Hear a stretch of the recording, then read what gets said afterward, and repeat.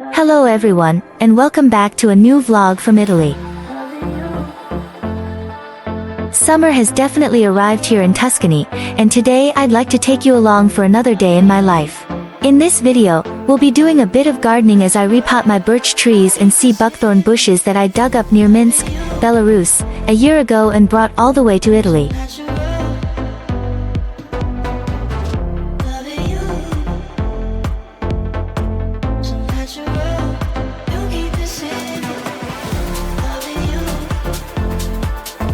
We'll also be unboxing something rather unusual, and I'll show you how I preserve fresh dill so I always have some on hand. And later, I'll introduce you to a little house spirit who lives on my shelf. I hope you enjoy the video. So, what's been happening with my birch trees? Every now and then, I like taking on slightly unusual projects and little experiments. That's exactly why, when I was visiting my beloved Belarus last summer, I decided I wanted to bring a small piece of home back with me. We dug up 2 tiny birch saplings in the forest, along with a couple of young sea buckthorn bushes. After a 2-day journey back to Italy, I replanted them straight away into small pots. To be honest, they didn't look very happy at first. It was already the end of August, and autumn was just around the corner. The birches were probably a little shocked by the sudden change in climate. In Belarus, September and October are already quite cool, and by then they should normally be getting ready for winter and starting to lose their leaves. Instead, something unexpected happened. By early September they began producing tiny new leaves, and by October they were looking much healthier and more cheerful. After the unusually cool summer Belarus had last year, they probably thought spring had arrived all over again. They didn't finally lose their leaves until around New Year's, when temperatures here in Tuscany became cooler as well. Then this spring they leafed out once again and started growing very actively. In hindsight, it might have been better to repot them earlier in the spring, but at the time, their current pots didn't seem too small. Now, however, I can clearly see that they've outgrown them. I find myself watering them almost every day, and by the evening the pots are already light and dry again. So today I'm heading out to buy larger pots and some fresh soil. Speaking of soil, there are so many different types available that I wasn't quite sure which one to choose. To avoid making a mistake, I decided to ask ChatGPT what kind of soil birch trees prefer. As expected, it gave me a very detailed answer. Apparently, birches prefer slightly acidic, peat-based soil. It also suggested adding a layer of expanded clay pellets to the bottom of the pot to improve drainage. So that's what we're going to look for today. You know what surprised me, though? While I was chatting with ChatGPT about repotting the birches, at one point it asked me, just out of curiosity, where did you get birch trees in Tuscany? Summers are very hot there, and birches aren't commonly grown. Of course, I explained that I had brought them from Belarus. But what really surprised me was the question itself. ChatGPT is a form of artificial intelligence. So how can it be curious? Or perhaps it's not really curiosity at all, but simply a very sophisticated way of generating conversation that feels natural to us. What do you think? Do you think artificial intelligence can ever be truly curious, or is it simply mimicking human behavior? I'd love to hear your thoughts in the comments. I've always thought that curiosity is something unique to living creatures. Humans are curious. Animals are curious. Just watch a cat exploring a cardboard box. But AI? To me, artificial intelligence always seemed more like a sophisticated tool, a very advanced calculator that can perform tasks and answer questions. So how can it be curious? What do you think? Let me know in the comments.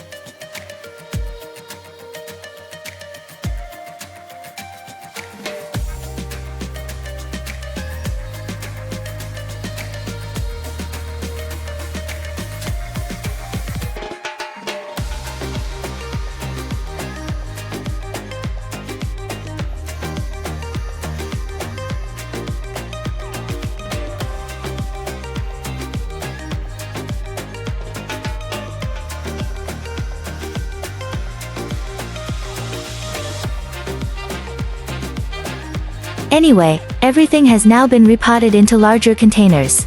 I'll keep an eye on my Belarusian birches and see buckthorn bushes and see how they continue to grow here in Tuscany.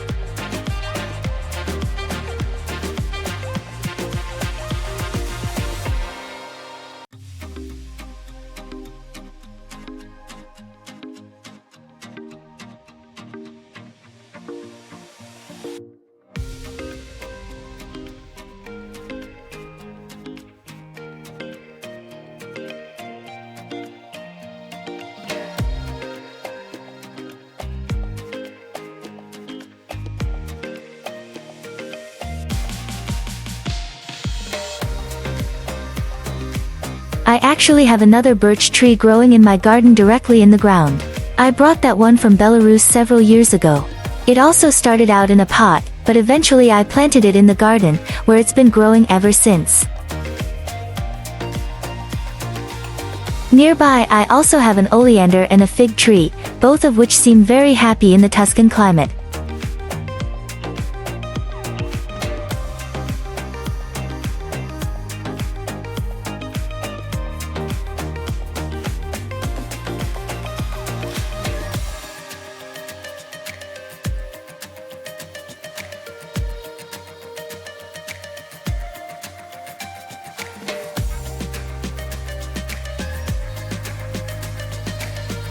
While I was busy repotting the birch trees, a courier arrived with an interesting package. As I've mentioned before, I do enjoy going down the occasional rabbit hole. One day I was scrolling through social media, and as usual there were countless advertisements popping up. Most of them I ignored, but one of them actually caught my attention. It was a family farm in Calabria, in southern Italy, selling eggs from free-range hens. Now, I eat 2 eggs for breakfast almost every day, so the idea of finding high-quality farm eggs was definitely interesting to me. But what really caught my eye was their claim that the hens not only spend their days roaming freely outdoors, but are also fed a special diet that includes goji berries and moringa. If you've been following health and wellness trends, you'll probably recognize those as 2 very popular superfoods. Of course, I was curious enough to place an order.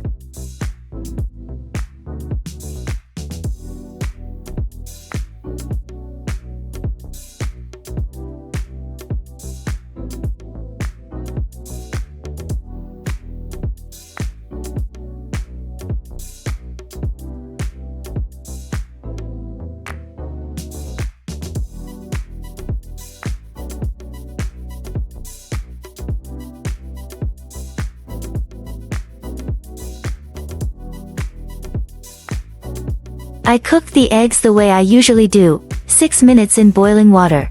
The shells were surprisingly strong and none of them cracked during cooking.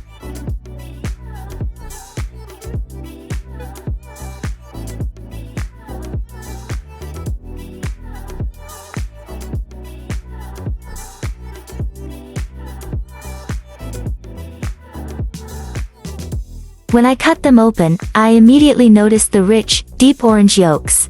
Perhaps that's partly due to the antioxidants found in goji berries and moringa, although I'm certainly no expert. What I can say is that the eggs were absolutely delicious. And hopefully, they're healthy too. Dill became a regular part of my life several years ago, and it has firmly held its place ever since. I usually buy it either from Metro, the wholesale store that supplies businesses, or from my local Ipercup supermarket. If you'd like to learn more about Metro, I'll leave a link in the video description below. Here in Italy, dill is typically sold in the herbs section and is quite inexpensive. Ever since we moved into this house, I've even tried growing dill myself, with some success. In Tuscany, thanks to the mild climate, dill can be planted as early as February or March and harvested by summer.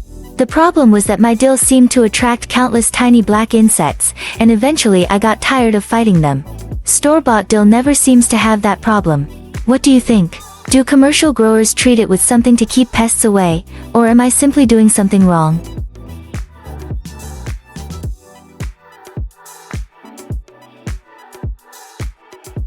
After buying it, I bring it home, wash it thoroughly, and let it dry.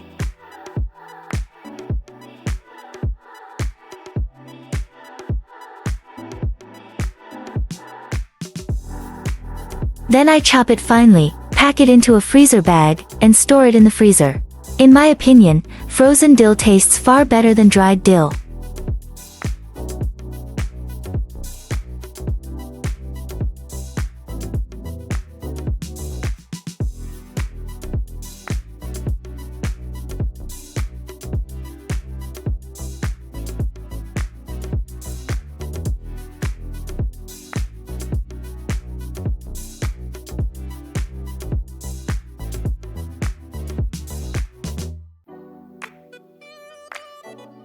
I use it constantly whenever I want fresh herbs on hand, for example, in a garlic and yogurt sauce served with meat, or simply sprinkled over boiled potatoes.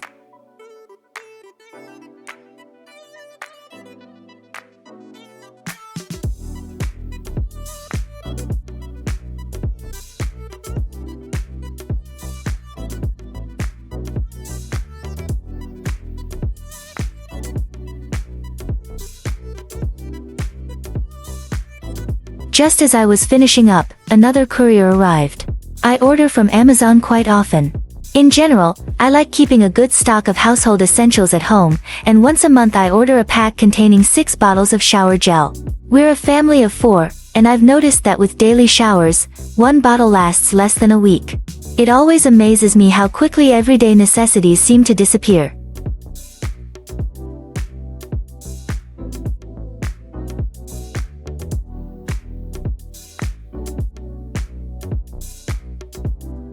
As I was looking at my shelf today, I realized how many different cultures and memories have found their way into this little corner of the house. This matryoshka doll was brought to us by a friend from Moscow. He's actually a yacht captain, by the way. I've always had a weakness for beautiful stones and crystals, so there are quite a few of those here as well. And this little fellow is probably my favorite item on the shelf. He's a traditional Slavic house spirit, known as a domovoy, and I brought him back from Belarus last summer. I bought him at Dudutki, an open-air museum of traditional crafts and folk culture located not far from Minsk. If you ever find yourself visiting Belarus, I highly recommend it. According to Slavic folklore, a domovoy is a guardian spirit of the home, believed to watch over the household and bring good fortune. Every year, I leave him a few chocolates at Christmas and Easter. Whether he actually eats them or not remains a mystery. Right next to my perfumes are 2 small Florentine statues, David and Venus. I like how they sit side by side with souvenirs from Belarus and Russia. Somehow it feels like a little reflection of my own life, different places, different cultures, all sharing the same space. And speaking of perfumes, I recently discovered this fragrance from Lancome, and it has quickly become my current favorite.